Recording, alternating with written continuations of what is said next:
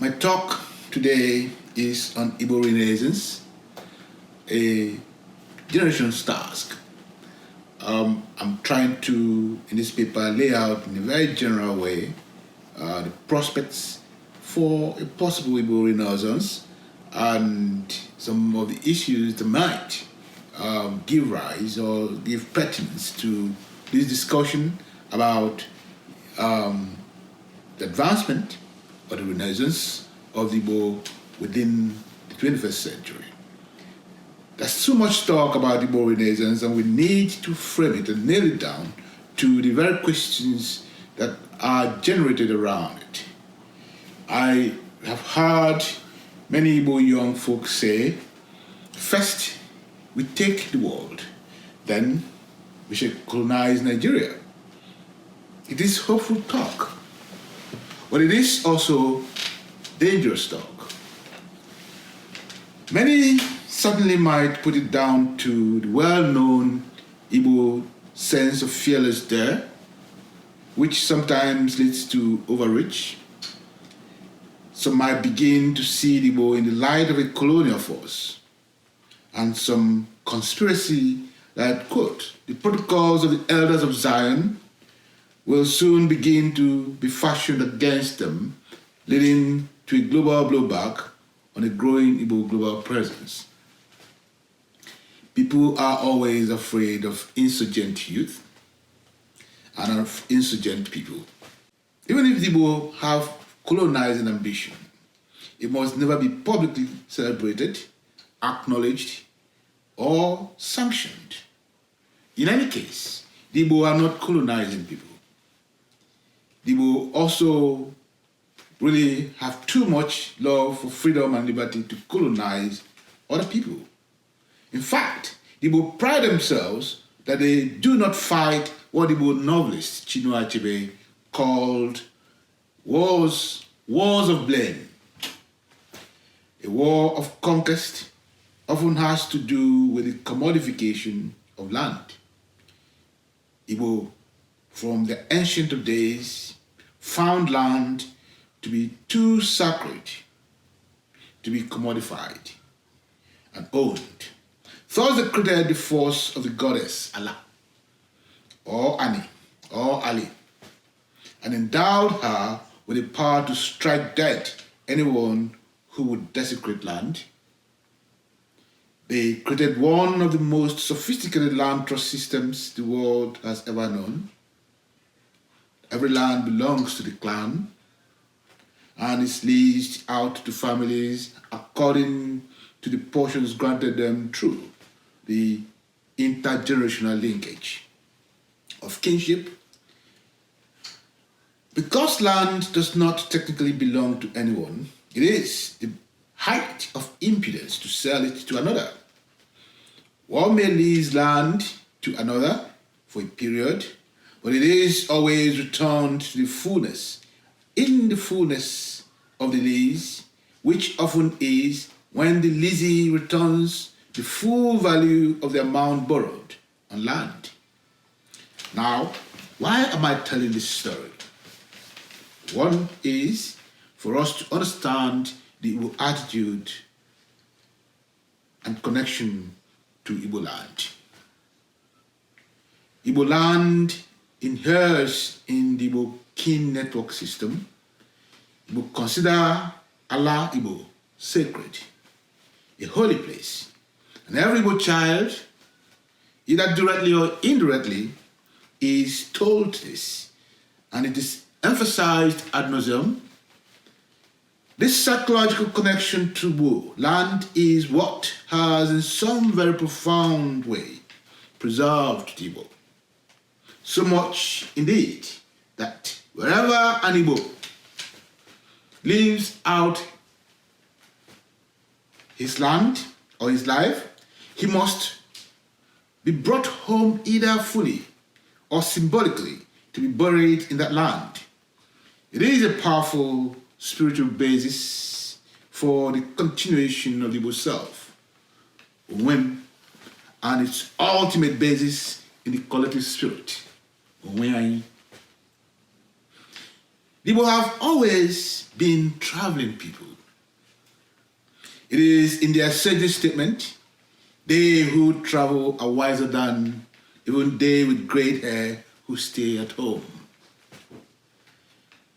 The typical Igbo would, on occasion, set out for a great traveling adventure and even settle in other places for a long time, but they always return, some after a very short and sometimes occasional journey, some after a very long sojourn, to spend the last days of their sunset among their people. The principle of journeying and returning in Igbo is encoded in the very idea of Eje Alo. Sometimes a man sets out in his youth to conquer the world. When he has wrestled with fate and has either been worsted or himself has thrown an ambivalent chi in his wrestle with fate to yield fortune to him, he returns wise, calmer, and worldly. He earns, however, his fortune a new respect among his kin. They ask him sometimes to tell them how the world outside is arranged. He tells stories and sometimes long fibs, and he inspires the young men who bid their own time to adventure outside the land. The successful ones who return with wealth take the titles of the land, which, among other things, forbids them from a lie, binds them to the code of fair justice, compels them to defend the land and the most vulnerable among them to power. And they could no longer sleep a night outside the land unless after some expensive ritual, often at the expense of his hosts. These laws are encoded in the observances of the title called Iwundinze or Iwunze, which in itself was a subset of a larger legal code called Iwu Ala. The Igbo could follow these observances because they practiced one of the most sophisticated religions in the world, Ordinala, one of whose cardinal principles was the divine priesthood of the individual. Every Igbo practiced by conscience within the set codes of the ancient laws and in consultation with an indwelling God. So why do I tell this story? It is just this, to show how things have changed among the Igbo. A new generation of the Igbo now know neither the laws nor the observances of their ancestors. One of the examples of the recent violations of Iwala is the Supreme Court rulings on the Igbo law of inheritance. It was a ruling made out of profound ignorance by judges who knew very little about the meaning of inheritance among the Igbo, and the fact that land was not a commodity, nor the property of the male folk, the property of their immediate families, rather than the inheritance of his kinsmen. In other words, male folk in Igbo land do not actually inherit property from their fathers. The property of a man belongs to his kinsmen amongst the Igbo. It is only the woman's property that belongs to her children, especially the female ones. And so these laws of inheritance kind of define Igbo. It is not the province of these people, however, to discuss this in detail, So I will leave this subject well alone for the moment and return to my original path. Things have changed among the Igbo. Today, old Igbo men and women now stay out on the road, as the old Igbo put it, long after they have retired. Many have not even showed their children the path towards their ancestral Igbo homeland. Many of these Igbo children born to these Igbo neither speak the language, nor understand ancient codes, nor the precise manners and values that make one Igbo. To be Igbo is not just a matter of bearing Igbo names or merely having Igbo parents. It is a feeling, a way of life, an absorption into the vital mysteries of being connected to an ancient and continuous heritage made by an ancient code of being. Because an estimated 65% of Igbo over 65 years are dwelling outside Igbo land today. I don't know where I picked that statistic, but I read it somewhere and it was startling to me. That 60 people, Igbo people at over 65 years are mostly dwelling outside of Igbo land. And that is therefore a vacuum of memory. The land and its law are increasingly lost, forgotten, and washed out into the pit of absent time.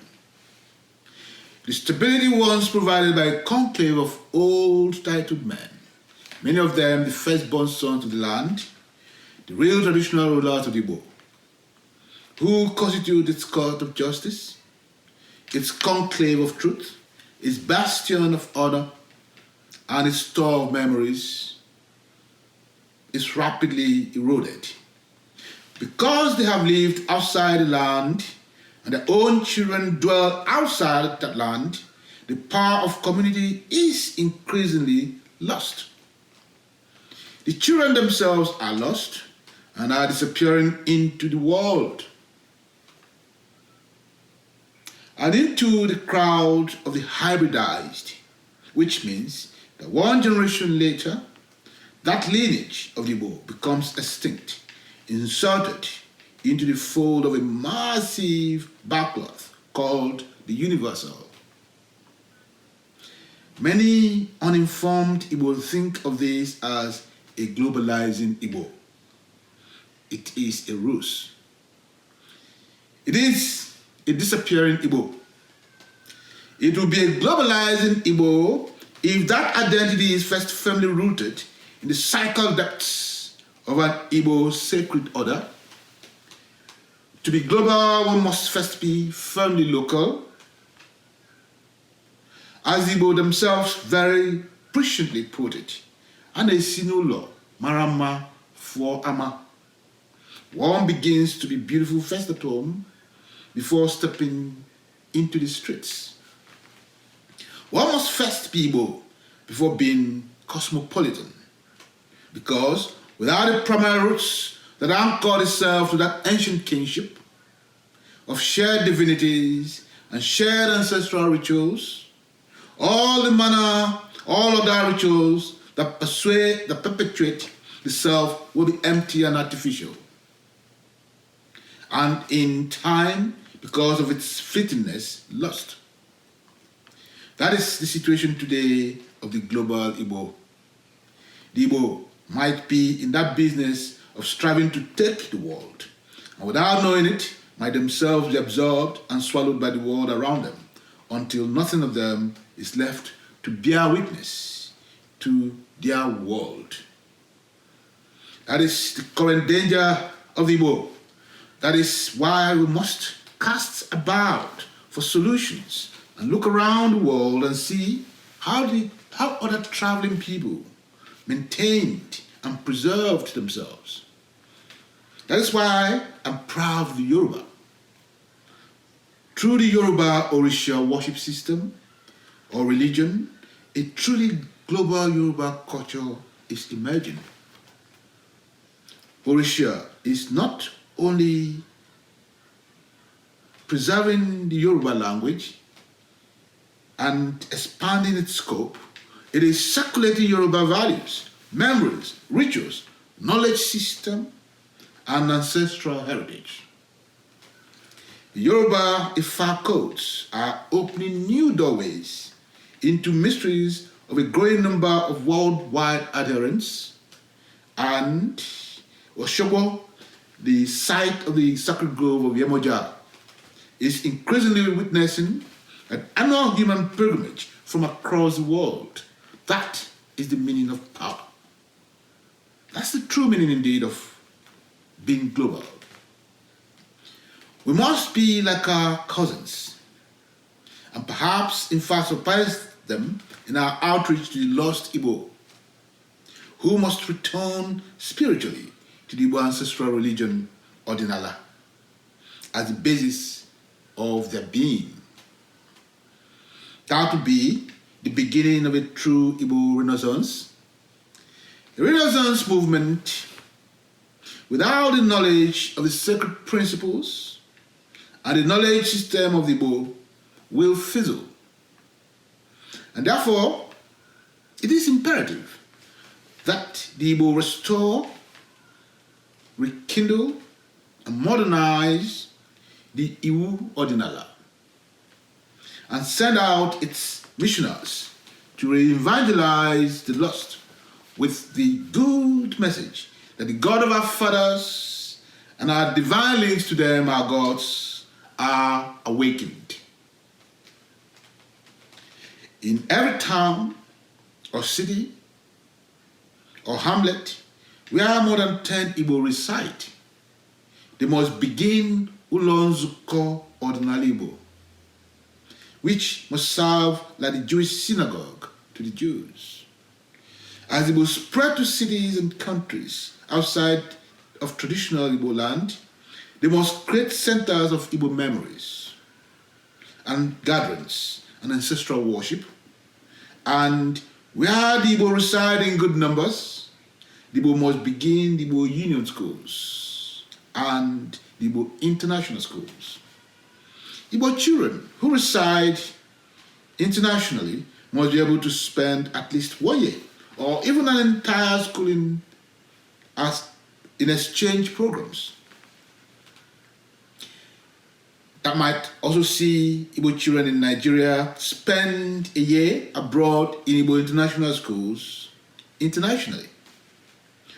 One of the greatest problems today, as I see it among the Igbo, is the distance and alienation between Igbo children and their peers. There is resistance to identify,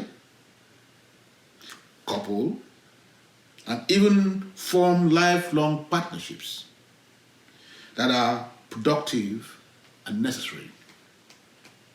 Igbo intermarriages are weakening. The best of the Igbo women, the true keepers and foundation of Igbo culture, are increasingly marrying outside of the Igbo orbit. This is dangerous. Intermarriages are very good. They're good. I have nothing against intermarriages, but no society, certainly not the Igbo, can afford to let go a large number of their most talented daughters.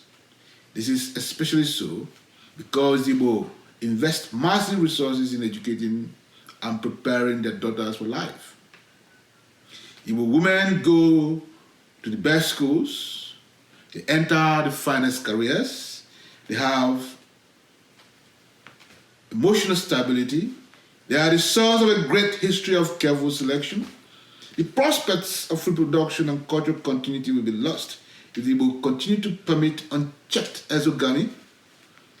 I do not have anything against intermarriages. I need to emphasize it. Igbo women should not only marry within Igbo culture, but Igbo rapid exogamy is dangerous to the perpetuation of Igbo and Igbo culture, especially because Igbo women are the repositories of ancient Igbo knowledge and culture. But Igbo children are given little opportunity to encounter their own peers on their own terms. There's also a huge load of very sexist expectation imposed on them, on the women, and also particularly on the boys, who are compelled to start life late because of a pursuit of some kind of well-being, materialism. The result is that the young men leave them well alone. Those who can't are abandoned at the threshold of lost prospects of coupling. The fact is that Igbo children residing internationally are given, again, little opportunity to encounter Igbo children living in the homeland. They live in two worlds. The very significant impact of this is that few learn the Igbo language together, and it is very known that children learn better together, particularly language, their natal language. They learn it together because they can, work off each other. There is deep alienation, there's very little cooperation, and we have an entire lost generation. In there are millions of Igbo who are rapidly de-identifying. An Igbo school system, an exchange program, and a homeland service scheme which might get Igbo children to do voluntary services in Igbo land, in primary schools, secondary schools, hospitals and dispensaries, farms, universities, newspapers and broadcast houses, local administrations, etc., might breach this significantly. To rebuild an Igbo world, the Igbo must rebuild the old town unions and modernize them. The Igbo must secure the land and their people by all means necessary, irrespective of any services provided or not provided by the federal government of Nigeria. One must have a sense of calm security from the edges and well-being once they enter the radius called Alibo, which at the moment starts from the edges of Abo to the hearts of a Titiala in the heart of the Cross River forest, and from Ida down the Great River into the sea at Bani, also called Boni, by the Atlantic. The Igbo must calm their land, not with the so-called Eastern Security Network of the IPOB or some other strange group called MASOB. These groups are reactionary organizations built on Igbo legitimate anger and fear. But the Igbo neither know their provenances nor the masters they serve. True Igbo security will come with the well-being of the largest number of the Igbo. But the structure of the security will also commence with each town having a town security committee with cooperative pacts between a network of towns until it covers Alibo. That way, we will know who to hold accountable. We must modernize the Igbo Egugu, the unseen protectors of the land, and provide them with the most sophisticated equipment, from drones to high-watt computing and digital equipment and networks and satellite capabilities that will create an umbrella of protection over Igbo land. Then, once anyone, Igbo, their friends, strangers, people who want to come visit Igbo land, do business and trade in Igbo land, even settle in Igbo land, once they come into Igbo land, they will feel the welcoming sense of the land. This will ensure that the Igbo children return, settle when they can, and bring back their wealth to share with the land and make that world thrive and prosperous. Prosperity amongst Igbo is shared. When one man is prosperous and another improvident, the Igbo do not consider that prosperity. Prosperity must be encoded in the old Igbo ancient idea of Unyagala Wanea, let no man live his kin or brother or neighbor behind. What I have just outlined is an Igbo social system that is protective of the weak and the insecure, and that is also respectful of enterprise and property. Indeed, we must constitute an Igbo task force to rebuild the Igbo credit system that would allow the young entrepreneurs, men, women, young and old, but especially young men and women, to find their pathways towards self-actualization and self-prosperity. Create a worldwide network of Igbo businesses that will feed off each other, that would enlarge the Igbo global presence, as well as give it substance and protection.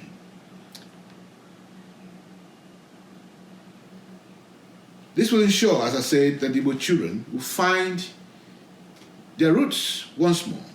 That will be the beginning of an Igbo Renaissance in the arts, in technology, in industry and science, and it will accompany a revolution in thought that will renew the Igbo and Igbo ideas of themselves. I have much more to say on this issue of an Igbo Renaissance and how to approach it, but I will leave it for now and hope that these few words capture the fundamental question of the task before this generation, which is to renew the Igbo world before we all close our eyes in death and all will be lost. Thank you.